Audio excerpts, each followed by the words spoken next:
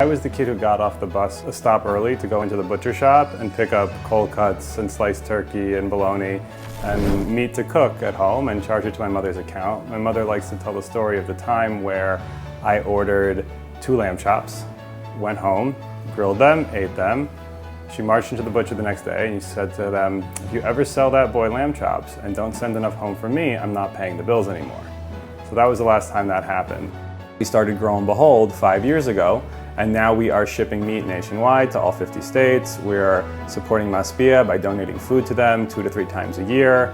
And we are providing people with ethical, sustainable, environmentally friendly kosher meats.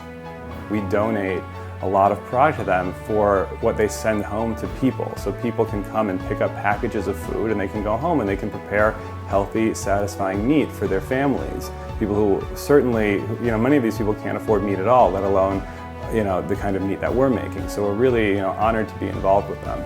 We're looking to see chefs who can really shine when it comes to taking these overstock ingredients or second ingredients and make it feel like you're getting a first-class meal, because it's not about taking a bunch of donations and making gruel for people that is enough for them to eat and it's all they need. It's about giving people a dignified, it's the word, it's dignity. It's about doing it with dignity. So that's one thing that I'll be looking for. Masbia wins. And everybody who comes out wins, and all the Jewish people win when this event is a success. So I hope that we've got a great turnout and we really have a really fun night so we can raise money to help Masbia continue to do the work that they're doing. I'm the editor-in-chief of Joy of Kosher magazine. We come out 6 times a year. It's usually around holiday time. So we have the high holidays in Sukkot, we have Hanukkah, Purim, Pesach, Shavuos, and then the summer. We can't skip summer. I started the magazine about 4 years ago. I'm very passionate about cooking, and it's great to work on something that you're passionate about. Both my parents were really passionate cooks. I grew up in a family that, cooking and feeding is like love. So that translated to myself. So that's where a lot of my passion for cooking comes from. During this competition, it's so exciting to see the talent that is competing. I am really excited about seeing what they could come up with. I mean, all the competitors are revolutionaries in the kosher world. They really were out there years ago cooking what they're passionate about. They taught us how to cook with very interesting ingredients. It's going to be exciting to see how they accommodate their own flavors and their own personal style with what's available in the pantry today. That always has to make you a little bit more flexible in terms of what you're going to produce. So it's going to be interesting to see what the competitors are going to come up with. Obviously the way it looks, people eat with their eyes, and the presentation is great, but at the end of the day it has to taste good. So that's the most important thing to me always. The chef at Masbia, that's how he cooks every day. For people who can't afford food, he wants to wow their palates, which is such an inspiring and beautiful thing, is that people who are coming to a quote-unquote soup kitchen are really coming and dining out, and they're having that experience as if they're going out to a restaurant. And so it's such a dignified way to serve people who are going through a challenging time for whatever reason it may be. So it's a real privilege to be here today at the competition and really just shed light onto the cause and sort of through the competition reflect what Masbia goes through on a daily basis.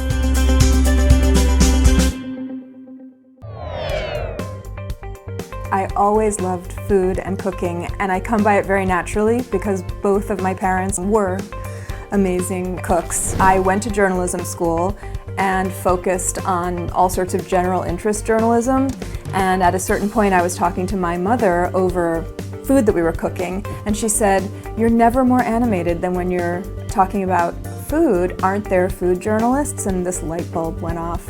And about a week later, I started looking into that. And now I'm at The Forward. I'm the food editor. I've been there since September, and I love it. I have Leah's cookbook, and I have Pupa's cookbook, and I know Levana's cookbook very well, and her blog. This is going to be kind of chopped times 10, because the competitors are going to be doing, as I understand it, is using ingredients that might be found in a Masbia soup kitchen, and obviously that means that there are limited resources and maybe kind of a variety of ingredients that you wouldn't necessarily expect that would go together, and that's what happens in the Masbia kitchen all the time, and they come up with amazing food.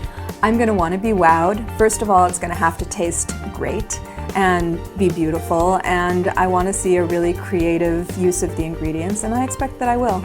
Of course, I'm really looking forward to tasting the food, and the competition's going to be really fun, but of course the real reason that we're all there is to raise money for Masbia, and it's a great organization, and I think that it's going to be very important to support it, and this is just a really fun, excellent way to do that.